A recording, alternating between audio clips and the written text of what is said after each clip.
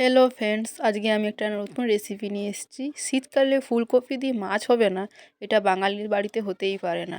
আমি এখানে দুটো কাঁচকলা, আলু আর ফুলকপি নিয়ে নিয়েছি। আজকে আমি এখানে মাছ দিয়ে ফুলকপি করব, এই জন্য আমার রূপচাঁদ মাছ নিয়েছি, নুন হলুদ মাখিয়ে নিয়েছি। এদিকে আমি ফুলকপি, কাঁচকলা, আলু যে কেটে রেখেছিলাম সেটা আগে ভেজে নেব। ভেজে আগে রান্না করলে টেস্টটা কিন্তু খুব ভালো হয়।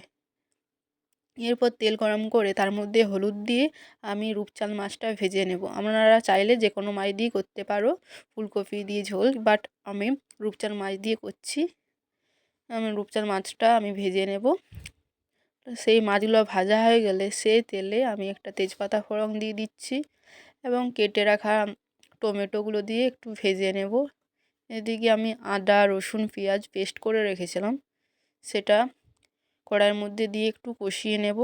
তারপর লঙ্কা গুঁড়ো, হলুদ গুঁড়ো, জিরা গুঁড়ো আর ধনে গুঁড়ো আর প্রয়োজনীয় নুন দিয়ে একটু কষিয়ে নেব।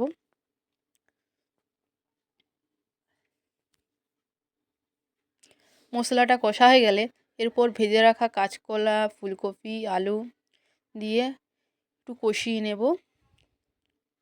যারা যারা আমার ভিডিও দেখছো তাদের ভিডিও ভালো লাগলে অবশ্যই লাইক কমেন্ট করবেন এবং শেয়ার করবেন। আর যারা ফেসবুক পেজ থেকে দেখছো তারা ফেসবুক পেজটি ফলো করে নেবেন এবং ইউটিউব থেকে দেখলে ইউটিউব চ্যানেলটা সাবস্ক্রাইব করে নেবেন। এরপর আমার কষা হয়ে গেলে জল দিয়ে একটু সিদ্ধ করে নেব। ব্যাস, আমার এটা সিদ্ধ হয়ে গেছে। এরপর আমি ঝোলের জন্য জল দিয়ে দিয়েছি। এরপর জলটা ফুটে গেলে তার মধ্যে আমি মাছগুলো দিয়ে দেব। যখন ঝোলটা ফুটে উঠবে তখন কেটে রাখা ধনে পাতা আর কাঁচা লঙ্কা চিরিয়ে দিয়ে নামিয়ে নেব। আমার তো খুবই ভালো লাগে ভাতের সাথে ফুলকপি মাছের ঝোল দিয়ে রান্না। আমার বেস্ট খাবার বলতে পারো।